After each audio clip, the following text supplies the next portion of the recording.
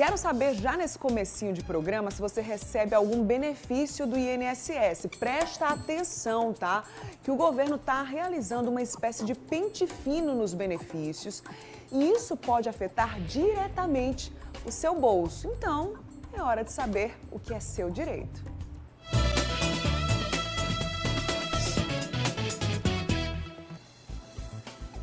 E para conversar com a gente sobre esse assunto, aqui no estúdio eu recebo o advogado Edivanildo Nunes, que é especialista em direito previdenciário.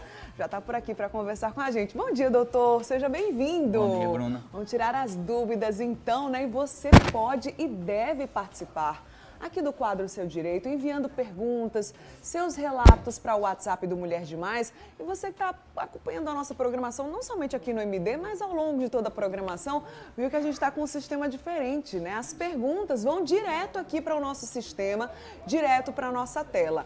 Então vai mandando aí, se você tem benefícios do INSS, se você tem alguma dúvida, vai mandando para a gente no 991050400, é o zap do Mulher Demais. Vai mandando aí um relato, vai mandando aí suas perguntas, aproveita que tem especialista aqui na área. 991050400 é o zap do MD. Primeiro, doutor, seja bem-vindo, né? Sua primeira participação aqui com a gente. E agora explica para a gente também que tipo de pente fino é esse? É uma operação mesmo? É constante? Isso acontece normalmente? Bom dia, Bruna. Bom dia. Obrigado. Bom dia ao pessoal que nos assiste. Então, Bruna, a revisão administrativa, o chamado pente fino do INSS, é uma revisão interna realizada pelo próprio órgão no intuito de justamente encontrar supostas fraudes e irregularidades em benefícios ativos. Entendi. Então é para ver se tem alguma irregularidade ali presente entre os milhares de beneficiários do INSS, né, doutor? Isso acontece com uma certa frequência? Exatamente, Bruna. Acontece com bastante frequência. Após a pandemia, demorou-se um pouco para fazer, então a expectativa do governo é que sejam revisados quase 700 mil beneficiários. Nossa, é bastante, né? E quais são os tipos de benefícios que estão sujeitos a essa operação, a esse pente fino mesmo, doutor? O governo informou que, a princípio, serão dois tipos de benefícios. O auxílio por incapacidade temporária, costumeiramente chamado de auxílio-doença, e o benefício de prestação continuada, que é voltado para o idoso e ao deficiente. Esses dois benefícios que, a princípio, estarão incluídos no pente fino. Certinho. Essa operação costuma demorar bastante. Como é que é feita, né? Para a gente até entender na prática como é que isso acontece, né, doutor? São pesquisados os sistemas, os documentos, tudo isso? Exatamente, Bruna. É até importante justamente falar sobre isso para que o pessoal de casa já vá se preparando. Sim. O INSS, a princípio, faz um cruzamento de dados internos no sistema que ele tem hoje, que é bastante complexo, e aí ele vai tentando encontrar supostas irregularidades ou indícios de fraudes. E aí, se encontrado algum indício de alguma irregularidade, ele vai e notifica o beneficiário para que ele, de fato, providencie alguma documentação, preste algum esclarecimento. Que tipo de irregularidade é essa, né, doutor? O que é que o INSS está procurando entre esses mais de 700 mil beneficiários, então? Vai depender de caso a caso, mas como a triagem inicial vai ser feita com base nos dados cadastrais, então o que a INSS vai fazer? Por exemplo, em se tratando de quem recebe auxílio-doença, o INSS vai chamar para a perícia médica e o beneficiário vai ter que comprovar que ainda continua incapacitado para o trabalho. Vai ter que apresentar atestados, exames, receitas, laudos médicos atualizados que, de fato, comprovam que ele está incapacitado de trabalhar. Já para os beneficiários do BPC, LOAS, deficiente ou idoso, o critério maior de investigação vai ser voltado para a renda e para o grupo familiar. Então, vai ser investigado o cadastro único, que é aquele cadastro do governo federal para benefícios assistenciais. É interessante você falar sobre o auxílio-doença ou benefício por incapacidade, porque muitas vezes essa incapacidade é temporária, né? E às vezes esse beneficiário vai postergando aquele benefício e às vezes não tem direito, né, doutor? Então, por isso que é tão importante esse tipo de ação, de operação? É exatamente isso que está acontecendo. Desde novembro de 2023, o governo vinha prorrogando os benefícios por incapacidade temporária de forma automática. né? Então, o beneficiário requeria a prorrogação do benefício, juntava a documentação médica no sistema e aí não fazia perícia presencial. Então, já vinha aí se arrastando por alguns meses. E aí se identificou que alguns tipos de benefícios não deveriam estar sendo prorrogados por tanto tempo, porque é uma lesão mínima, porque é um afastamento que normalmente é temporário. E aí eles estão convocando esse pessoal para fazer a perícia presencial e aí, de fato, se comprovando que a incapacidade para o trabalho cessou, eles vão cessar o benefício. Em alguns casos, pode ser que esses beneficiários, né, essa incapacidade tenha sido cessada e essas pessoas voltaram a trabalhar normalmente e continuaram recebendo esse benefício de alguma forma, doutor? Pode acontecer, mas aí é mais difícil. Porque quando se volta a trabalhar e a empresa recolhe o INSS, né, automaticamente o sistema já identifica o pagamento e aí ele bloqueia o benefício. Mas pode acontecer. Agora eu quero saber qual a documentação que o INSS vai solicitar ou vai avaliar durante esse processo. Perfeito. Vai depender da situação de caso a caso, mas via de regra, até para o pessoal de casa poder entender melhor, em se tratando, por exemplo, de um beneficiário que recebe um auxílio doença, né, um benefício por incapacidade temporária, o INSS vai chamá-lo para perícia e é importante que ele tenha documentos médicos atualizados, exames, atestados, laudos, etc., que comprove que de fato ele ainda continua incapacitado de trabalhar. Em se tratando do BPC deficiente ou ao idoso, o INSS advertiu que o foco inicial vai ser voltado para o cadastro único, né? Esse cadastro único ele tem que estar atualizado. E o que é um cadastro único atualizado? Para o pessoal de casa aí nos entender, é aquele cadastro único que ele foi atualizado há menos de 2 anos, né? Então, se quem está aí nos assistindo agora está com um cadastro único desatualizado, né? Está com mais de 2 anos sem ir no CRAS, sem ir no Bolsa Família para atualizar o seu cadastro, é importante que ele corra, atualize, porque senão ele vai cair no pente fino. Essa atualização pode ser feita mesmo se o INSS requerer isso, solicitar, já para dar um andamento, até uma agilidade maior nesse processo também, doutor?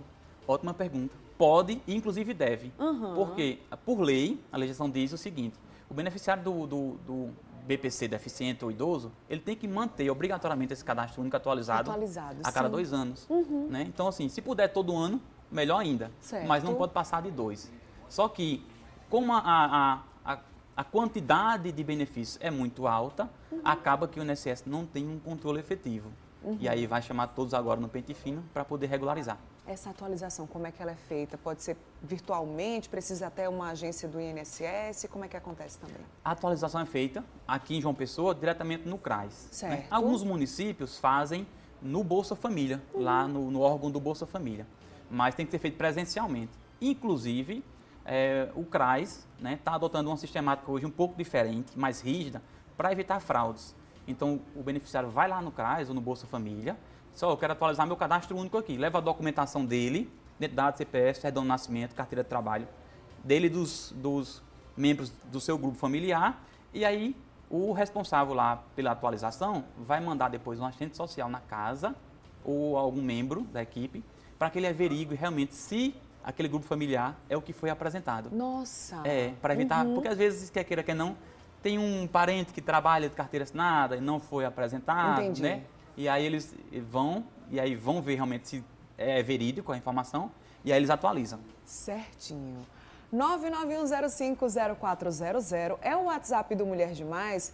E a produção já me sinalizou que são muitas perguntas, tá, doutor? Já vamos aqui ler alguns questionamentos, né? Chegando aqui no nosso WhatsApp, tá? Pode receber 2 BPC em uma única casa? É a pergunta da Luana. O doutor acabou de falar sobre essa questão, né? Pode receber 2 benefícios numa casa só, doutor? Pode. E, inclusive, isso é bem recente. Até pouco tempo, né, legislação anterior, não se podia. Foi-se feito algumas reformas e hoje o BPC deficiente, ele não é levado em consideração no critério da renda. E aí sim, inclusive tem situações específicas que aí 3 membros do grupo familiar recebem o BPC. Olha. 2 idosos e um deficiente. Muito bem, vamos para a próxima tela. Mais uma dúvida aqui dos nossos telespectadores no WhatsApp do Mulher Demais. É a pergunta do rei, né? Aqui pelo menos é o nome que chegou no nosso zap. Disse o seguinte: bom dia, eu tenho um benefício permanente, tem 7 meses. Com essa alteração, pode ter algo para complicar o meu benefício nessa questão aí, doutor? Benefício permanente? Ficou um pouco vago, mas eu vou tentar interpretar. Eu creio que o benefício permanente que ele está sugerindo ali seja uma aposentadoria por invalidez, né? Um benefício por incapacidade permanente. Permanente, que é diferente, né, daquela temporária. Que é diferente da temporária. Certo. Esse não está incluído no pente fino ainda, né? Pode ser que futuramente sejam revisados. Certinho. Vamos para a próxima? Solta aí na tela mais uma dúvida aqui no Zap do Mulher Demais. Nossa telespectadora Cláudia disse assim, ó... Bom dia, me chamo Cláudia, eu recebo pensão por morte desde 2006, tá? A gente fez uma correção aí desde 2006. De acordo com a lei antiga, a minha pensão poderia vir a ser cortada. E se por algum erro do INSS isso acontecer, né? E se for por algum erro do INSS, o que fazer para recorrer? Com a lei antiga aí a Cláudia está dizendo que ela recebia uma pensão por morte, podia ser cortada. Se for algum erro do INSS, ela quer saber o que é que faz para recorrer nessa situação, se por acaso realmente for cortada, doutor.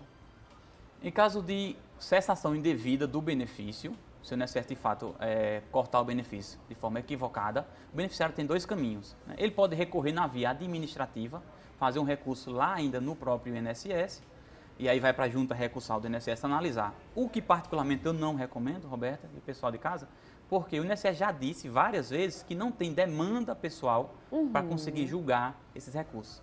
Então, um recurso que durava poucos meses hoje está durando mais de anos. Entendi. Então, sobra a segunda via, que é procurar um especialista, um advogado da área do direito previdenciário, da sua confiança, para que judicialmente ele consiga reverter essa decisão e restabelecer o benefício. Ideal nesse caso aí é procurar mesmo um especialista, né, que faça esse caminho, corte caminho, digamos assim, de forma, claro, legal, né, doutor? Isso, vai ser por dois motivos. Por simplificar, né, o trabalho, ele vai ter um conhecimento teórico e prático maior, e também até por ser mais rápido do que o recurso administrativo. Certinho. Mais uma dúvida no 991050400. Soltando aqui na tela para você acompanhar comigo, tá? Meu filho recebe o BPC. Ele tem uma doença congênita, tem 4 anos de idade. O que devo fazer para atualizar? Ou eu espero eles, no caso aí o INSS, me chamar para fazer a atualização. É a Cristiana Ferreira aqui no nosso Zap, doutor. Nesse caso é o filho dela que recebe. Já precisa fazer essa atualização também? Precisa. Cristiana, corra, vá lá no cadastro único, no CRAS, tá? Atualize o seu cadastro único. Não espera a notificação do INSS. Por quê? E aqui eu deixo o alerta, pessoal de casa, é importante, que o INSS, quando notificar, ele vai dar o prazo, dependendo do tamanho do município, de 45 dias ou até 90 dias. Para fazer essa atualização. Para fazer a atualização. Certo. Então, vai ser muita gente correndo ao mesmo tempo lá para fazer a atualização. Como o pessoal do cadastro único está tendo que marcar visita na casa... Uma demanda grande, Com uma demanda grande, o risco dela não conseguir atualizar a tempo é grande e ela pode ter o benefício bloqueado. O quanto antes, melhor, né? Aproveita que a gente já está dando essa informação aqui no Mulher Demais. O quanto antes você correr, fizer esse cadastro, melhor para o filho dela, nesse caso aí, que recebe o benefício, né, doutor? Exatamente. Mais uma tela aí, mais uma pergunta no Zap do Mulher Demais, o 991050400. A Vanuska, ela disse que se submeteu à perícia federal, né, onde deu deferido o auxílio-doença por incapacidade temporária. Todo mês ela precisa solicitar a prorrogação. O objetivo dela é o benefício da aposentadoria, pois com minhas comorbidades não consigo voltar ao mercado. Estou no caminho certo? Até o deferido da perícia estava com advogado e agora estou sozinha. E aí, doutor, nessa situação aí, né? Ela já se submeteu à perícia, não conseguiu e está tentando aí essa aposentadoria. Ela pergunta se está no caminho certo, continuar tentando aí porque ela não consegue voltar ao mercado de trabalho. O caminho justamente é esse. Tendo em vista que ela não consegue retornar ao trabalho, vai restar de fato a briga, judicialmente ou administrativamente, pela manutenção do seu benefício. Enquanto ela está fazendo prorrogações, Roberta, o INSS vai analisar se aquela incapacidade é temporária, né? E aí vai dar um benefício por algum prazo específico, ou se ela é definitiva. Certo. Enquanto ela está recebendo o benefício de auxílio-doença, o perito está dizendo, não, é uma incapacidade temporária, pode ser que a senhora retorne. E é por isso que não foi convertida ainda em uma aposentadoria. Logo, logo, espera-se que de tanto ela prorrogar o benefício, o INSS entender realmente que aí não há como ela retornar ao trabalho, pode ser convertido numa aposentadoria. certinho. A gente vai continuar falando sobre esse assunto no próximo bloco. É o tempo que você vai acompanhando os outros destaques aqui na TV Correio, no Mulher Demais, e manda também seus questionamentos através do Zap do MD. É o 991050400. Volto já, tá certo, doutor?